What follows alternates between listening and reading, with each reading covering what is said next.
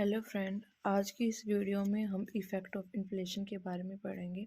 इससे पहले की वीडियो में मैंने इन्फ्लेशन के टॉपिक को कवर किया था, जिसमें मैंने इन्फ्लेशन का मीनिंग, उसके टाइप्स के बारे में बताया था। आज की इस वीडियो में हम इफ़ेक्ट ऑफ इन्फ्लेशन के बारे में बताएंगे। इफ़ेक्ट ऑफ इन्फ्लेशन को कवर करने से पहले मैं इन्फ्लेशन का मीनिंग का जो कि है कवर कर देती हूँ कि होता क्या है। इन्फ्लेशन का मतलब क्या होता है कि जब मनी सप्लाई हमारे मार्केट में इंक्रीज़ हो जाती है, तब हमारी इन्फ्लेशन की कंडीशन जो कि है अराइज़ हो जाती है।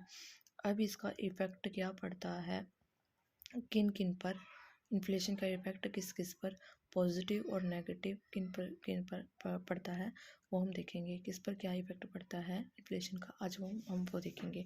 ठीक है। अब हम सबसे पहला हमारा है इफेक्ट ऑन रियल इनकम, यानी कि जिन पर्सन की इनकम मतलब कि रियल इनकम पर इन्फ्लेशन का इफेक्ट क्या पड़ता है। रियल इनकम बेसिकली हमारी क्या होती है, परचेजिंग पावर ऑफ, यानी कि मतलब कि रियल इनकम हमारी शो करती है हमारी परचेसिंग पावर को। इसको डिफाइन करने से पहले एक छोटा सा पॉइंट है, ये हम कवर कर लेते हैं। मतलब कि जनरल प्राइस लेवल क्या होता है, यानी कि हमारा जनरल प्राइस शो करता है हमारी इन्फ्लेशन की कंडीशन को। ठीक है। एक होता है हमारा मनी इनकम। मनी इनकम क्या मतलब कि इन्फ्लेशन हमारी टू इनकम्स को है वो डिफ्रेंशिएट करता है। सबसे पहला हमारा मतलब किन किन का डिफ्रेंशिएट करता है, मनी इनकम को और रियल इनकम को। मनी इनकम में क्या इंक्लूड होता है, हमारे wages, interest, rent received in term of money. ठीक है। और रियल इनकम क्या होता है कि परचेजिंग पावर होती है हमारी। ठीक है।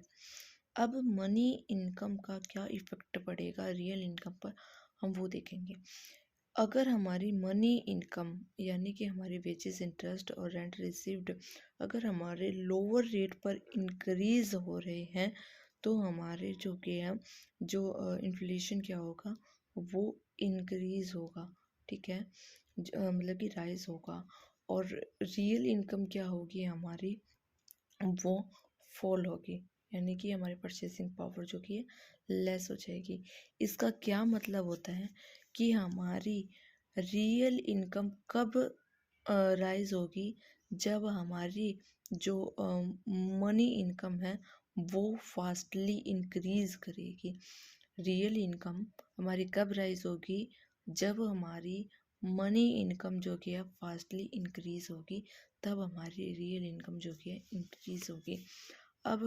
अब इसका इफ़ेक्ट क्या पड़ता है हमारी इन्फ्लेशन का रियल इनकम पर, वो देख लेते हैं। हमारी fall in the real income, यानी कि हमारी रियल इनकम जो कि है मतलब कि घटेगी। ठीक है। और फिक्स्ड इनकम ग्रुप, जिनकी इनकम जो कि है फिक्स्ड है। ठीक है। यानी कि जो सैलरी, जिनकी सैलरी जो कि है फिक्स्ड है, इन्फ्लेशन से उनकी सैलरी में कोई भी चेंज नहीं आ रहा है, तो उनकी सैलरी क्या है, फिक्स्ड है। तो real income means purchasing power of money. ठीक है। मनी इनकम यानी कि रियल इनकम क्या है, हमारी purchasing power of money income है। ठीक है। रियल मनी क्या है, is equal to money income. ठीक है। Given the money income of the fixed income group, the real income will fall during the inflation, यानी कि हमारी रियल इनकम क्या होगी, फॉल हो रही है, यानी कि इस पर जो कि है नेगेटिव इफेक्ट पड़ रहा है इन्फ्लेशन का। Hence inflation effect worker salaries people and pension earning adversely. ठीक है।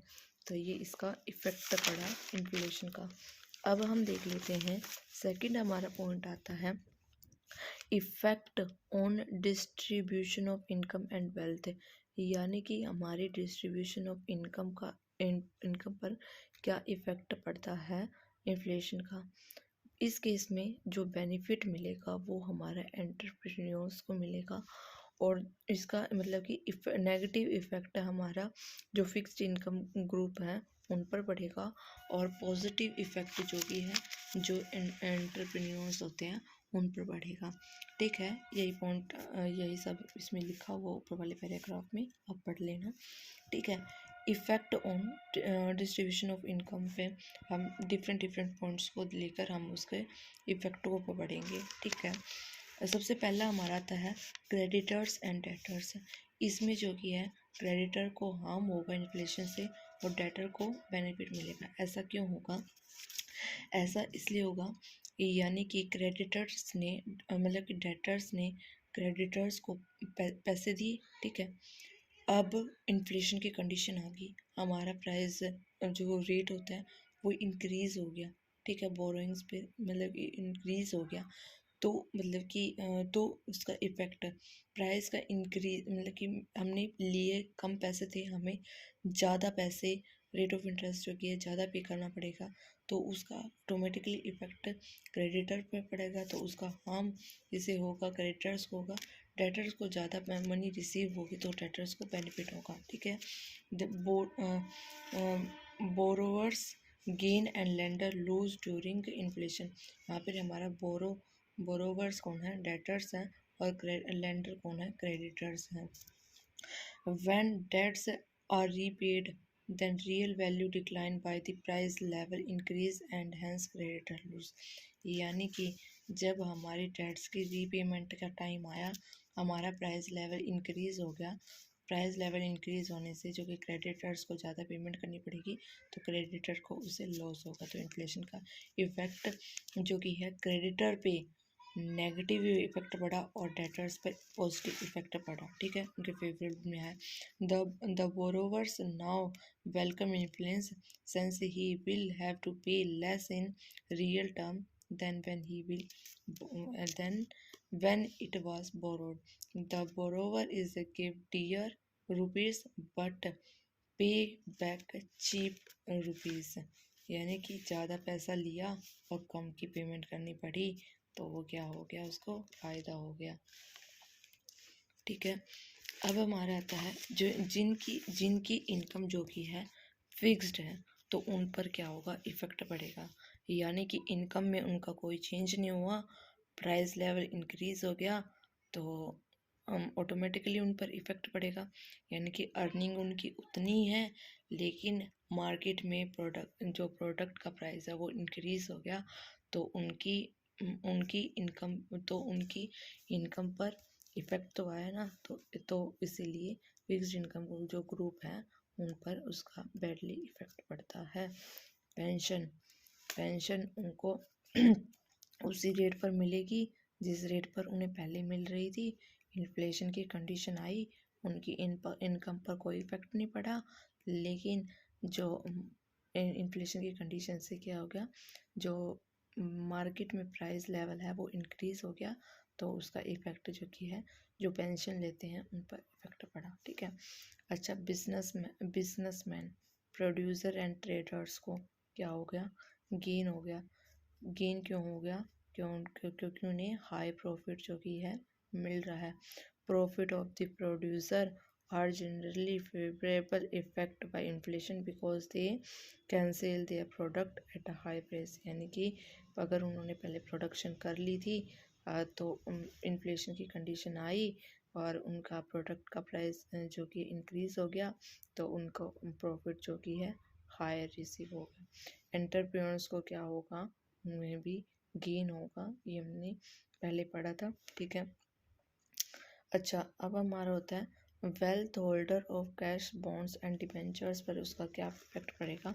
जो बॉन्ड होल्डर्स हैं उनको गेन होगा और लेंडर्स को क्या होगा? लॉस होगा क्योंकि उन्हें एक्स्ट्रा अमाउंट जितना उन्होंने लिया था उससे ज़्यादा अमाउंट उन्हें पे करनी पड़ेगी, तो ऑटोमेटिकली उन्हें ये लॉस होगा। और जो बॉन्ड्स होल्डर्स थे उनको गेन होगा। when debts are repaid then the real value decline by the price level increasing hence creditor lose। यानी कि प्राइस लेवल हमारे जो डेब्ट्स का जब रीपेमेंट की टाइम आया तो हमारा प्राइस लेवल इंक्रीज़ हो गया, उससे क्या होगा? क्रेडिटर्स को ज़्यादा पेमेंट देनी पड़ेगी, तो क्रेडिटर क्या करेंगे? लूज़ करेंगे। The borrower may welcome inflation he will have to pay less in real term than he will borrow. यानी कि जितना उन्होंने बोरो किया था उससे जो कि है कम अमाउंट जो कि है उन्हें पेमेंट करनी पड़ेगी इन्फ्लेशन के टाइम पे, तो उनका उस पर इफ़ेक्ट पॉजिटिव पड़ा, ठीक है। अब हमारा जो लाइफ इंश्योरेंस जिन्होंने ले रखा था उन्हें भी बेनिफिट होगा इन्फ्लेशन से, ठीक है। मतलब सॉरी मैं कुछ गलत बोल रही, यानी कि इसका जो लाइफ इंश्योरेंस इन्होंने प्रोग्राम्स में इन्वेस्ट कर रखा था वो बैडली इफ़ेक्ट होंगे उससे, ठीक है। अच्छा, इफ़ेक्ट ऑन आउटपुट, यानी कि इन्फ्लेशन से हमारे आउटपुट पर कैसे इफ़ेक्ट पड़ेगा। ये हमारे 3 पॉइंट्स हैं जो कवर करेंगे कि हमारे आउटपुट पर किस तरीके से इफ़ेक्ट पड़ेगा। कॉस्ट पुल इन्फ्लेशन, यानी कि कॉस्ट जो हमारी प्रोडक्शन कॉस्ट है वो ज़्यादा आएगी इन्फ्लेशन की वजह से।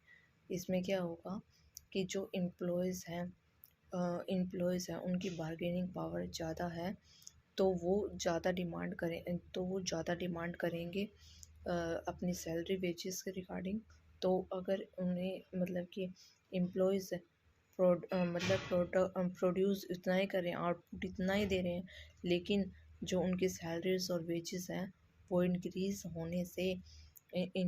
होने से क्या होगा, हमारी प्रोडक्शन कॉस्ट जो कि इंक्रीज़ हो जाएगी। तो उसका इफ़ेक्ट भी जो कि है इन्फ्लेशन का इफ़ेक्ट भी क्या होगा, इंक्रीज़ हो जाएगा। डिमांड पुल इन्फ्लेशन का मतलब क्या होता है कि डिमांड के इंक्रीज़ होने से इन्फ्लेशन जो कि है इंक्रीज़ हो जाती है। इसका मतलब क्या होता है कि अगर हमारी डिमांड इंक्रीज़ हो रही है किसी भी प्रोडक्ट के रिगार्डिंग, तो उससे क्या होगा, अगर वो इतना प्रोडक्शन उसका नहीं हो पा रहा है तो जितना प्रोडक्शन हो चुका है उसका प्राइस जो कि है वो इंक्रीज़ कर देंगे। कॉस्ट में क्या था कि हमारी प्रोडक्शन कॉस्ट ज़्यादा आ रही है। डिमांड पुल इन्फ्लेशन में क्या आता है कि हमारी जो कि है डिमांड के इंक्रीज़ होने से इन्फ्लेशन पर इफ़ेक्ट होता है, ठीक है।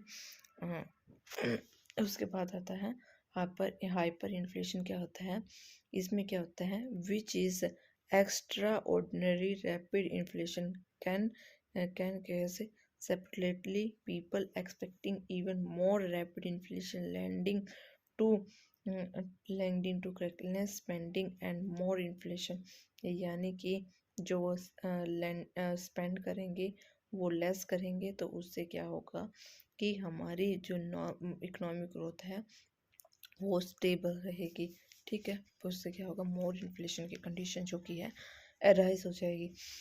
अब हमारा लास्ट पॉइंट क्या होता है, effect of inflation in long run economic growth, यानी कि अगर इन्फ्लेशन की कंडीशन है हमारी इकोनॉमी में लंबे समय तक रह जाए तो उसका इफ़ेक्ट हमारी इकोनॉमिक ग्रोथ पर कैसे पड़ेगा, ठीक है। एक डायग्राम की हेल्प से हम देख लेते हैं, ठीक है। इकोनॉमिक ग्रोथ, अगर हमारी एग्रीगेट डिमांड है वो ग्रो होगी, मतलब कि फास्टली ग्रो होगी, देन हमारी LRAS इकोनॉमिक्स से तो वो क्या कंडीशन क्या हो जाएगी, हमारी बूम की कंडीशन जो कि अराइज हो जाएगी, जो इन्फ्लेशन को इंक्रीज़ करेगी, ठीक है। सिंस अगर हमारी दूसरी सिचुएशन आ जाए, अराइज हो जाए, अगर हमारी aggregate demand grow at same, यानी कि अगर हमारी AD अगर सेम तरीके से ग्रो करें LRAS से, यानी कि एग्रीगेट सप्लाई, यानी इसमें क्या था, यानी कि हमारी एग्रीगेट सप्लाई यानी कि डिमांड ज़्यादा है एग्रीगेट सप्लाई से, उस केस में क्या होगा, हमारी बूम की सिचुएशन आ जाएगी, इन्फ्लेशन इंक्रीज़ हो जाएगी। लेकिन अगर दूसरी सिचुएशन अगर अराइज हो जाए, यानी कि अगर जितनी हम डिमांड कर रहे हैं उतना ही प्रोडक्शन की सप्लाई हो रही है, तो उस केस में क्या होगा कि हमारी ग्रोथ होगी वो सेम तरीके से होगी, और इसमें क्या होगा, नो इन्फ्लेशन की कंडीशन जो कि है अराइज हो जाएगी। अब हमारा आता है कॉस्ट पुल इन्फ्लेशन, यानी कि हमारी कॉस्ट पुल इन्फ्लेशन की जो सिचुएशन है वो अराइज हो जाए, यानी कि हमारा प्रोडक्शन कॉस्ट है वो ज़्यादा आ रही है, उससे क्या होगा, lower economic growth but higher inflation. इसमें क्या होगा कि हमारी इकोनॉमिक ग्रोथ जो कि है वो इकोनॉमिक ग्रोथ जो कि हमारी कम होगी, और इन्फ्लेशन जो कि है हाई रेट पर इंक्रीज होगी। तो यही था हम आज की टॉपिक पे, यानी कि ये सभी इफ़ेक्ट आते हैं हमारी इन्फ्लेशन के आई होप आपको वीडियो पसंद आई होगी। अगर कोई भी इंक्वायरी हो इस वीडियो से रिगार्डिंग तो प्लीज़ कमेंट करके मुझसे पूछना। और इन लास्ट ये कहना चाहूँगी, please like share and subscribe my channel. Thank you friends.